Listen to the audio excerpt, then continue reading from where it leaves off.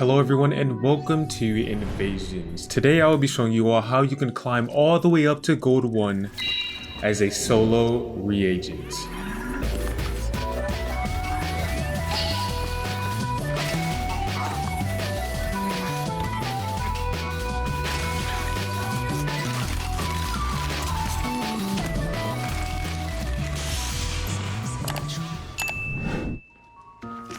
In this video, I'll be going over the best Reagent amps to run and how to use them to your advantage against your imposter. I will also show you a bunch of item spawn locations that will help you stock up on defenses to better protect yourself. And most importantly, along with information about the imposters, I'll be showing you how to handle imposter encounters.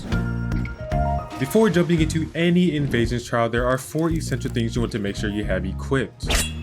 A rig, preferably the stun, and 3 amps. The 3 most convenient amps I recommend using as a solo in invasions is Lockbreaker, Smash, and either Last Chance or Bandage Expert. You just don't want padlocked doors and co-ops limiting your freedom to traverse the entire trial as you please. And as for Last Chance and Bandage Expert, they just happen to come in clutch in dire situations.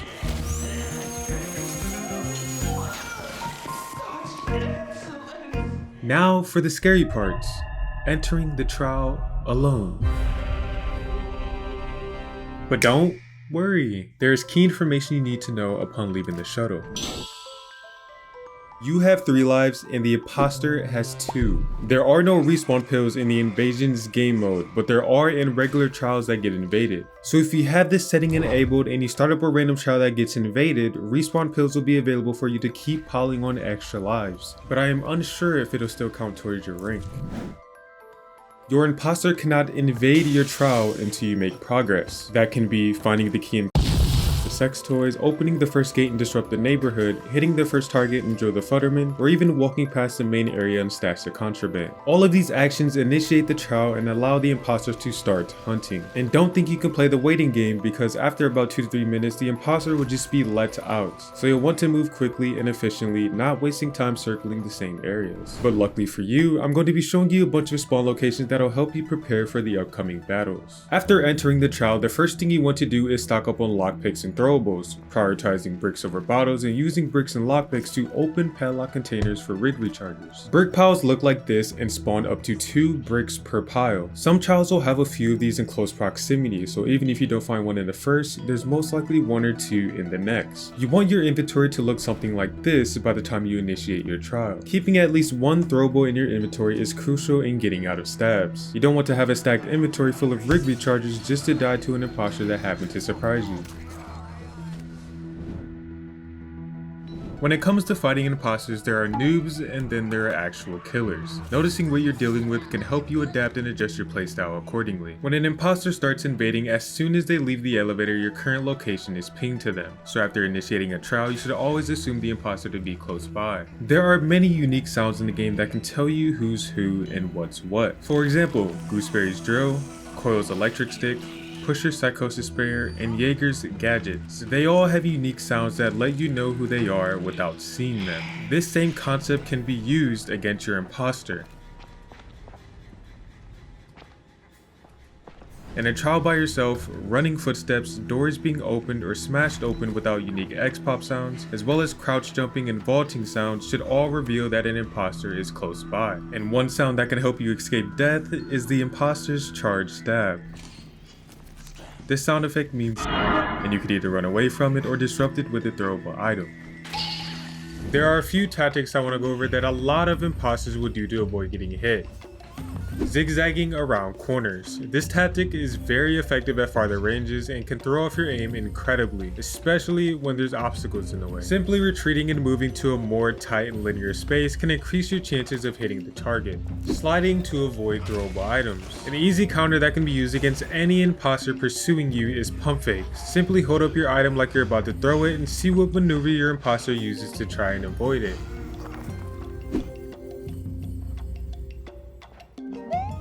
Camping your objective. In some trials, camping the objective can be very effective, especially if there are hiding spots and corners near them. So if possible, check out areas near objective from a distance or simply long jump through doorways and corners to avoid getting stabbed.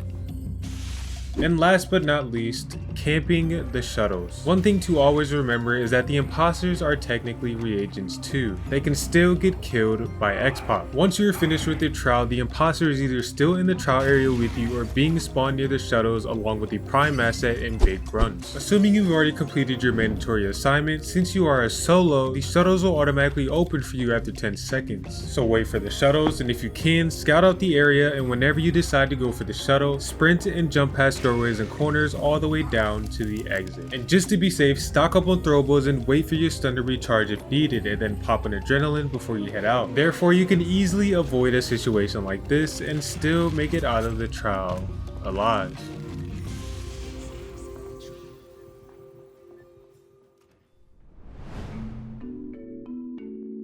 Choosing whether to go on the offense or play defense depends heavily on your inventory. Let's go over one of my invasions matches from the moment I initiate or make progress in the trial.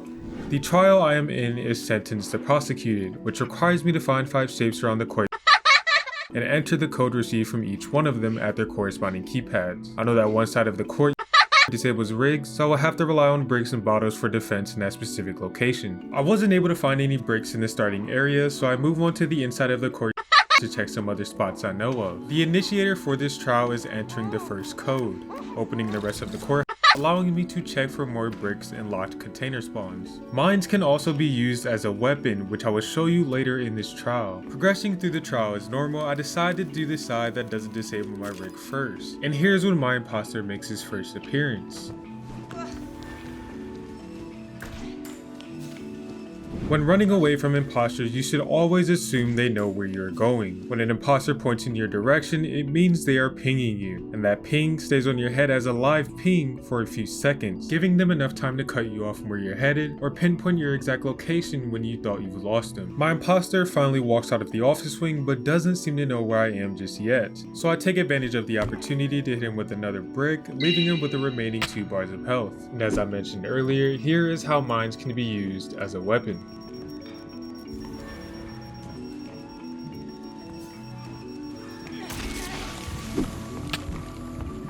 As you just seen, in exchange for 2 bars of psychosis, you can deal 1 bar of damage to an imposter. Unfortunately for me here, I wasn't able to avoid getting hit in the process. But this is a tactic you can use if you ever run out of materials or don't have your stun rig to defend yourself. And with only 1 bar of health remaining, a stun rig towards his feet finishes the job. Let's go over an encounter a little more challenging. Right off the bat, I was able to find 3 bricks and a rig recharger, a pretty decent start to an invasions trial. After initiating the trial, I proceeded with the objective as normal, keeping an eye out for any signs of my imposter. The first encounter with your imposter could tell you a lot about their playstyle, skill level, and knowledge of the game.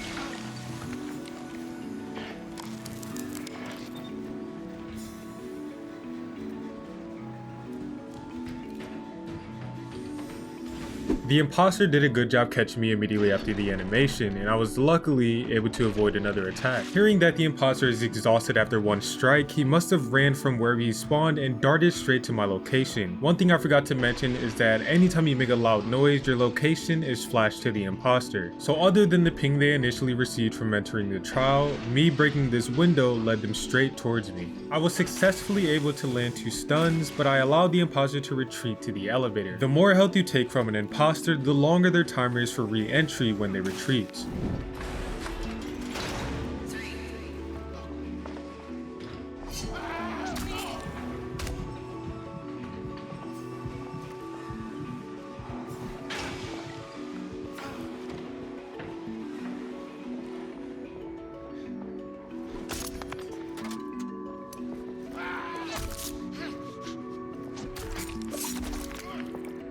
In our next encounter, the imposter was able to catch me around the corner and deal a fatal blow before I could react. After throwing down my stun, which seems to have a delayed effect, you can see him ping my player, giving him information on where I'm about to run to. And little did I know, just as I was about to recover, he just happened to be right where he needed to take my first life.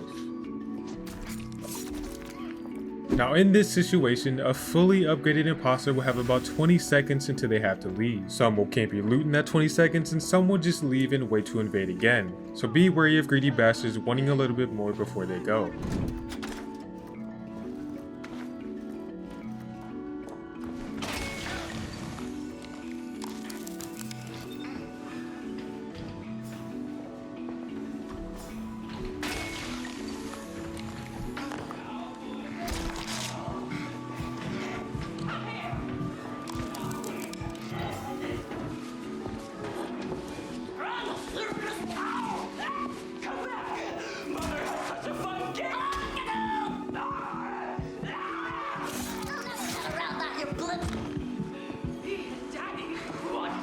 Learning from my previous mistake, I was able to successfully react in time and stun my imposter, avoiding another stab to the gut. But I made another mistake that ended up costing me another life. After hitting an imposter with a stun, brick, or bottle, there's a couple second gap where damage is reduced from immediate follow-up attacks. And the fall and stumble animations that you see from regular stun and brick attacks are also negated as well. So this brick that I threw right here, as well as this one, most likely did nothing but waste resources. The best course of action after the second stun would have been to vault over this conveyor belt and wait a second or two to throw one of my bricks. From the animations shown after both stuns connected, my imposter was most likely at 2 to 2.5 remaining health bars, which means I had more than enough ammunition to either take him down or force a retreat. My second mistake was running with the mindset of getting away, meaning I had no intention of attacking and was running blindly towards what I thought was an area of safety. This mindset made me unprepared to throw a stun here and potentially survive this encounter. And in situations like these, last chance can either be the ultimate clutch factor or just another so space out your attacks and always be ready to throw down if you have the resources. In our final encounter, I basically play as safe and patiently as possible, making sure I have at least one thing to defend myself while doing the objective, and only putting myself in situations I can get out of, spacing out all of my attacks and prioritizing my health over everything. Even with 2 deaths in the trial, I was still able to get a decent amount of rank points as well as earning an A-. If I left anything out or you have or find something new, feel free to leave it down in the comment section below. The Invasions game mode seems to have drawn a ton of new players to the game, as well as it being free for PlayStation this past month. So I hope at least some of you were able to get something out of this and are able to use it during your grind to Gold 1.